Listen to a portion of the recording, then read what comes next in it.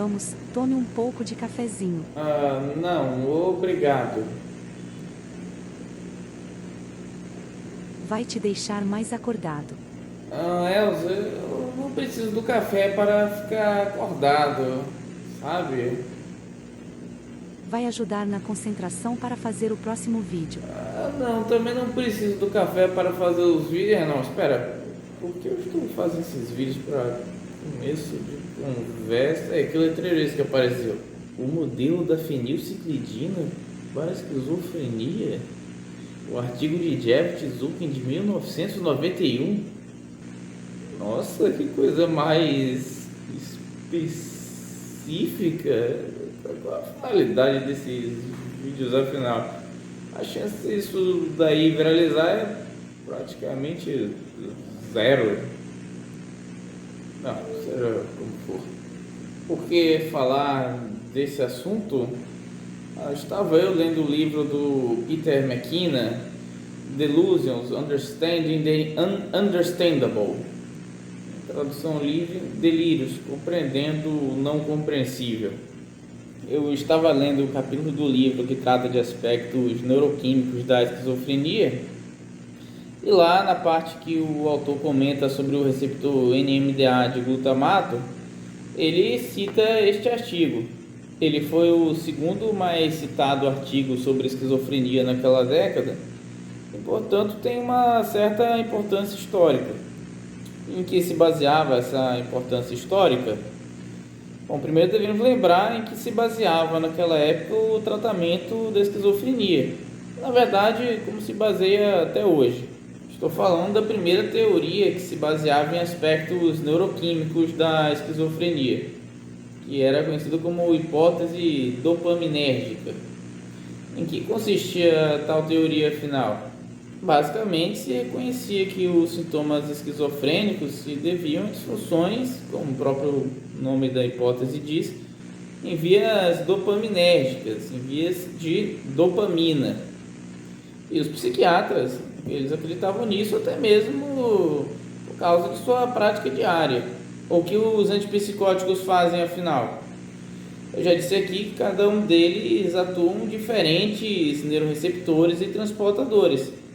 Mas o que todos eles têm em comum, pelo menos todos os que são comercializados no presente momento que é feito este vídeo, todos eles têm em comum é o fato de atuarem bloqueando o receptor D2 de dopamina. Vamos ver essa imagem aqui do livro do Dr. Stoll para entendermos melhor. Temos aqui alguns dos neurônios de dopamina. Eles se localizam no mesencéfalo em um local chamado área tegmental ventral e também na substância nigra. Esses neurônios de dopamina irão se projetar para outra área do sistema nervoso chamado de estriato. O estriato, principalmente na parte ventral, controla toda uma série de aspectos volitivos e emocionais e faz parte do sistema de recompensa, que será o assunto para o próximo vídeo. Agora, no momento, basta saber que nos esquizofrênicos, nos momentos de crise, essa via costuma estar hiperativada. E isso coincide com o aparecimento dos ditos sintomas positivos da esquizofrenia. Entre os sintomas positivos temos alucinações, os delírios e o pensamento e o comportamento desorganizado. Pode desencadear agitação, impulsividade e tendências à agressividade. A hipótese dopaminérgica foi aceita sem maiores contestações no momento, porque afinal os antipsicóticos faziam remitir os sintomas da esquizofrenia, pelo menos em uma grande quantidade dos pacientes. Contudo, haviam outros dois grupos de sintomas na esquizofrenia que não melhoravam com os antipsicóticos, que no caso eram os sintomas negativos e os sintomas cognitivos. Fora das crises, a via mesostriatal apresenta uma redução da função dopaminérgica. E o que acontece quando há pouca estimulação de uma área responsável pela motivação? Temos aí o que estão vendo na imagem: sensação de perda de energia, apatia, sensação de perda do prazer, falta de iniciativa, embotamento afetivo. E se os antipsicóticos mais clássicos atuavam principalmente nessas áreas, Ocorria que, na verdade, eles também pioravam esses sintomas, acrescentando que ainda há outras vias de dopamina alteradas na esquizofrenia. No caso, as vias mesocorticais, que levam as projeções da área tegmental ventral para as áreas dorsolateral e ventromedial do córtex pré-frontal. Essas áreas estão hipoativas na esquizofrenia, mesmo antes do tratamento, e sua disfunção, além de contribuir para os sintomas negativos, causam os sintomas cognitivos e afetivos, respectivamente. Os antipsicóticos clássicos, também chamados ditípicos, eles não ajudavam nesses sintomas. Além disso, eles atuavam nas vias motoras de dopamina e causavam os efeitos colaterais extrapiramidais. Para deixar as coisas ainda piores, há pacientes esquizofrênicos que simplesmente não respondem a antagonistas do receptor D2 de dopamina. Também havia buracos na teoria, pois quando se utilizava drogas que causavam a liberação de dopamina no núcleo accumbens, se reproduzia os sintomas positivos da esquizofrenia, como as alucinações, os delírios e a agitação psicomotora, mas não se reproduzia os sintomas negativos e cognitivos. Uma dessas drogas era a anfetamina, que possui funções de inibição de recaptação de noradrenalina e dopamina. Em doses mais altas é capaz também de reverter o sentido do transportador de dopamina chamado DAT, aumentando ainda mais a liberação de dopamina no sistema de recompensa. A anfetamina e outras drogas parecidas não ocasionavam nada que lembrasse os sintomas negativos, nem involuntários para experimento, nem em modelos animais. Isso significa que a hipótese dopaminérgica estaria errada? Sim e não. No sentido de haver claras falhas na teoria, sim, podemos dizer que a hipótese dopaminérgica estaria errada. Mas lembramos que ela também possui evidências empíricas que resultaram em condutas práticas. Então a teoria não estava completamente errada. Incompleta seria um termo mais acurado. Na verdade, teorias por sua própria natureza nunca estão exatamente corretas, pois visto que elas são aproximações da verdade, se muito, e não a verdade ela mesma. A hipótese dopaminérgica estava intimamente ligada a resultados práticos de condutas dos psiquiatras. Mas então, você se pergunta, onde é que entra o artigo que é o tema do vídeo de hoje? O artigo, como pode ver aqui, se chama, traduzindo para o português, Avanços recentes no modelo da fenciclidina da esquizofrenia. O que seria essa fenciclidina? Ela foi sintetizada na década de 50 e foi utilizada na prática anestésica até meados da década de 70 nos Estados Unidos. Eu não tenho informações se ela chegou a ser comercializada aqui no Brasil. Essa mesma substância em alguns países é utilizada como droga recreativa e é conhecida também pelo seu nome de rua, Angel Dust, em português, pó de anjo. Essa substância tem a peculiaridade que nos ajudou a esclarecer a neuroquímica por detrás da esquizofrenia. A peculiaridade é a inibição de receptores de glutamato NMDA. Esse receptor é o responsável pelo fenômeno da potenciação de longa duração, que é o fenômeno que gera o aumento da intensidade do sinal pós-sináptico que se segue após uma estimulação pré-sináptica de alta frequência. Essa potenciação de longa duração pode levar horas, dias ou mesmo anos. Ela gera toda uma série de respostas no neurônio pós-sináptico, como o aumento de certos neuroreceptores, síntese proteica, remodelação das espinhas dendríticas, formação de novas sinapses, e um substratos biológicos do aprendizado e da memória. Aqui uma demonstração de como funciona o receptor NMDA. Antes de mais nada, por que esse nome NMDA? É porque quando o receptor foi descoberto, viram que ele se ligava ao ácido N-metil-D-aspartico, vulgo NMDA. Por isso o receptor recebeu esse nome também.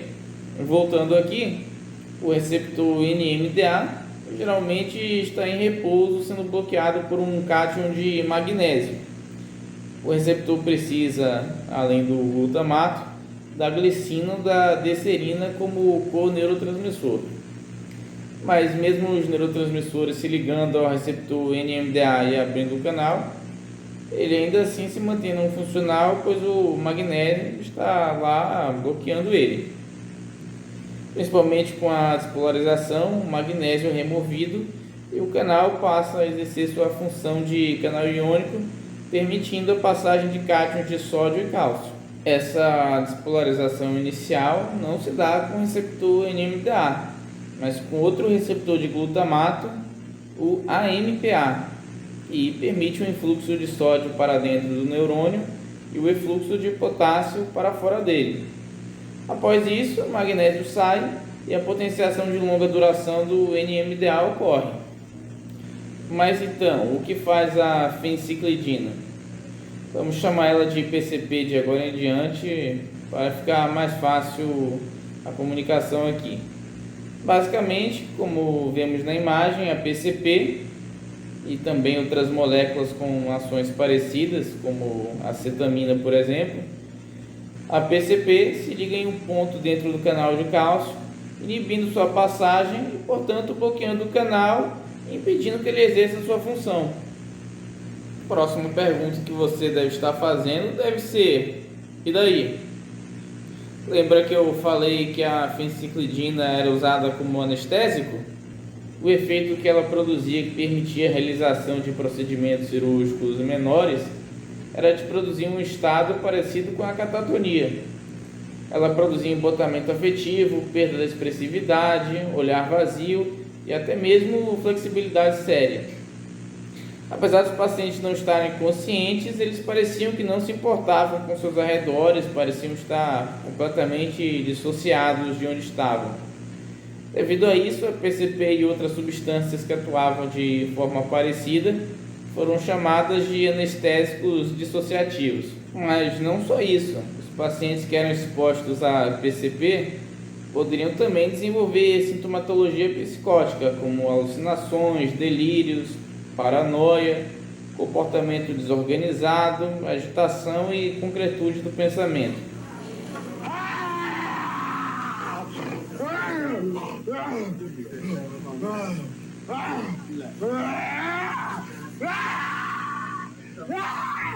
Ou seja, sintomatologia muito semelhante aos sintomas positivos da esquizofrenia. E tais sintomas poderiam durar horas ou mesmo dias após a aplicação da substância. Quando a PCP foi testada em voluntários, sim, teve gente que se voluntariou para testar isso. Esses voluntários passaram a apresentar retração, negativismo, comportamento autístico e, novamente, catatonia. Esses voluntários apresentaram no momento do experimento dificuldades cognitivas. O pensamento deles se tornou mais concreto, perdendo parte da capacidade de interpretar ideias abstratas, tornou-se mais empobrecido de conteúdo, apresentaram também idiosincrasias e bizarrices. Os voluntários ainda apresentaram menor pobreza no falar e na expressão de ideias e pontuaram menos em testes que mediam a atenção e a aprendizagem associativa. Tell us what day it is today? Yeah. All right, what day is it today?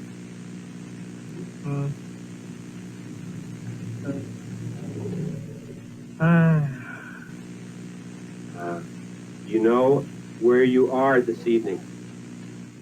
No. E quando a PCP era administrada a pacientes esquizofrênicos, causava piora de sua sintomatologia. Aqueles pacientes esquizofrênicos que já estavam cronicamente compensados e estabilizados, quando lhes eram administradas anfetaminas, eles ou não apresentavam nenhuma resposta ou, paradoxalmente, até melhoravam de seu comportamento. O mesmo não ocorria quando lhes eram administrados a PCP, que inevitavelmente causava descompensações nesses pacientes. Sugere então a existência de um substrato neural que ainda estaria desprotegido pelo tratamento. E caso você esteja se perguntando se na década de 60 se davam substâncias potencialmente perigosas para pacientes que dificilmente conheciam todos os riscos envolvidos nos experimentos, você provavelmente acertou. Lembrando que esses experimentos não foram feitos nem por Daniel Javitt nem por Stephen Zucking, que são os que escreveram o artigo que eu estou comentando aqui hoje. Esse artigo deles foi escrito em 1991. Entre os estudos utilizados pelos autores estavam esses que utilizaram voluntários ou pacientes. Mas os autores mesmos, eles não têm qualquer culpa, responsabilidade pelo que ocorreu com essas pessoas. Os artigos já estavam lá, eles só teorizaram em cima deles. Houve, contudo, um outro acontecimento que facilitou o entendimento dos efeitos da PCP. No caso, foi o uso ilegal e abusivo da substância nas décadas de 60 e 70. Inclusive, muitos usuários eram confundidos com esquizofrênicos. Os efeitos esquizofrênico-miméticos da droga, lembrando, às vezes persistiam além daquele esperado para o uso recreativo. Muitos dos usuários desenvolviam comportamento desorganizado e se tornavam agressivos, e outros ainda poderiam desenvolver catatonia, além, é claro, dos sintomas delirantes e alucinatórios.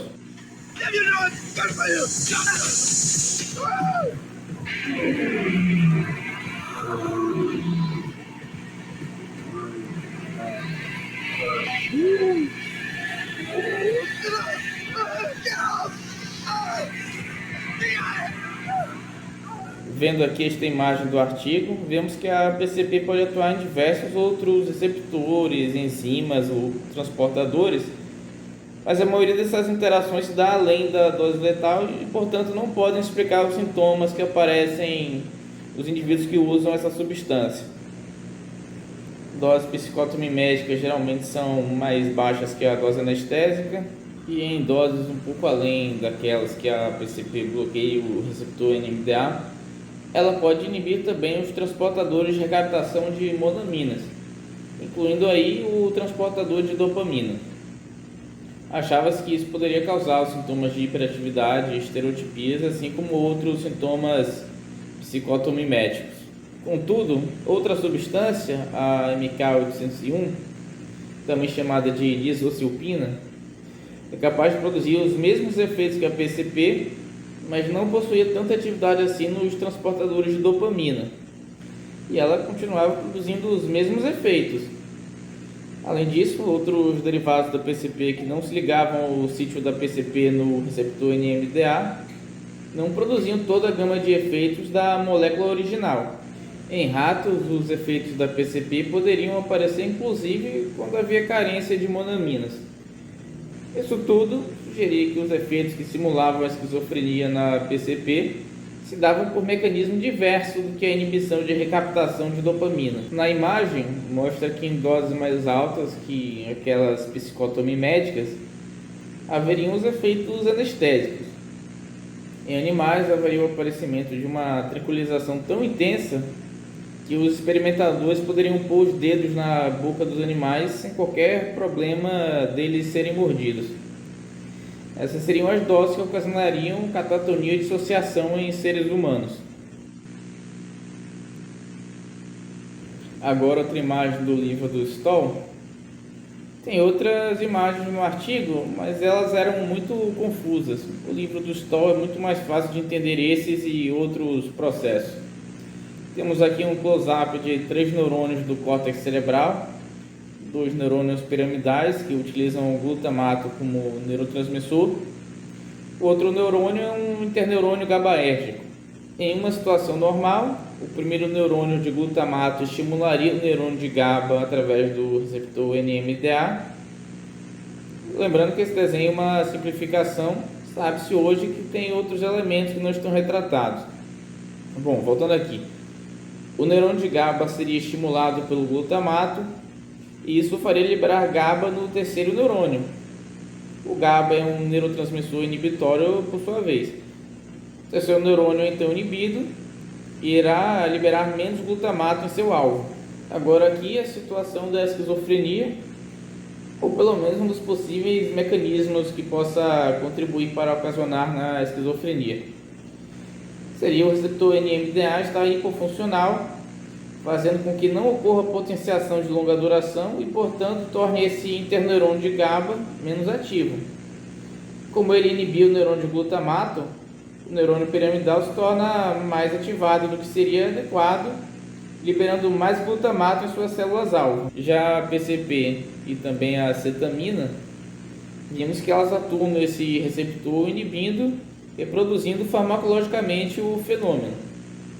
Alguns desses neurônios de glutamato, por sua vez, estimulam justamente os neurônios de dopamina na área tegmental ventral, fazendo liberar mais dopamina no núcleo accumbens e causando sintomas positivos, parecidos com sintomas positivos da esquizofrenia.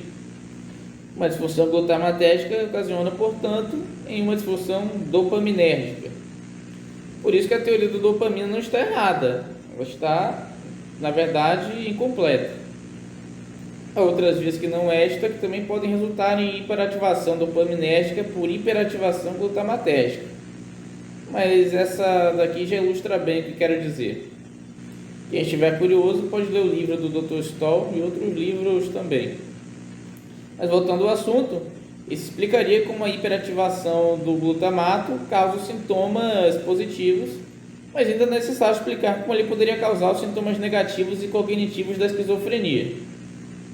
Acontece que o glutamato também estimula interneurônios inibitórios de GABA na área tegmental ventral, e esses interneurônios, por sua vez, inibem neurônios de dopamina da via mesocortical, que vai da área tegmental ventral até o córtex. Em situações normais, há um equilíbrio, mas quando ocorre a hiperestimulação glutamatérgica, o glutamato vai estimular esses neurônios de GABA, os deixando também hiperestimulados. E eles, por sua vez, irão inibir muito intensamente os neurônios de dopamina mesocorticais, que irão liberar menos dopamina no córtex, causando sintomas negativos e cognitivos. A PCP, claro, consegue reproduzir esse fenômeno. O uso dela irá conferir déficits de aprendizagem espacial, na aprendizagem associativa, na atenção seletiva e no pensamento simbólico, entre outros distúrbios cognitivos e neuropsicológicos. O artigo de Daniel Jefft e Stephen Zulkin, a meu ver, foi um passo importante no melhor entendimento da esquizofrenia. A hipótese glutamatérgica esclareceu muitos pontos que ainda estavam obscuros quando se utilizava a hipótese anterior, que era muito focada na dopamina apenas. Podemos então caracterizar a esquizofrenia como uma disfunção dos receptores NMDA de glutamato? A resposta é que infelizmente não. Haviam e há ainda muitas lacunas no nosso conhecimento. Hoje sabe-se que alterações em outras vias também podem favorecer o aparecimento de sintomas psicóticos ou esquizofrênicos. Por exemplo, alterações nas vias serotoninérgicas e também no sistema endocannabinoide. A esquizofrenia, afinal, é uma doença multicausal, com mais de uma alteração podendo resultar no transtorno, sendo que nenhuma das alterações é fator necessário ou fator suficiente para gerar o problema. E sobre tratamentos, até hoje não existe um antipsicótico que atue no receptor NMDA de glutamato. E todos aqueles que estavam sendo testados não geraram resultados promissores. O que não significa que todas essas descobertas a respeito das vias glutamatérgicas não tenham gerado resultados práticos. Apesar do receptor NMDA não ser alvo de nenhum antagonismo farmacológico, isso não significa que os neurônios de glutamato que estão hiperativados não sejam. Eles podem ser inibidos através de certos receptores de serotonina. Alguns antipsicóticos mais recentes podem, além do antagonismo do receptor de dopamina D2, eles podem também antagonizar o receptor, por exemplo, 5-HT2A de serotonina, entre outros receptores de serotonina. Isso faz com que eles sejam eficazes não apenas nos sintomas positivos, mas consigam também estimular as vias de dopamina mesocorticais. Então sim, ao contrário do que disse o Peter McKinnon no livro dele, eu acredito que esse realce das vias glutamatérgicas foi algo muito positivo para a terapêutica, apesar de não ter se conseguido encontrar até hoje um antagonista do NMDA que fosse eficaz para a esquizofrenia ou transtornos próximos. Espero que tenham gostado. Por favor, inscrevam-se nas minhas redes sociais. Que vídeo legal. Seria bom um cafezinho depois de tanto trabalho, não é mesmo? Não, eu não vou tomar esse café. Esse café estava confundindo os meus pensamentos. Eu estou me sentindo bem melhor desde que eu parei de tomá-lo. Você então perderá uma dimensão sua. Perder uma dimensão minha? Como assim perder uma dimensão minha?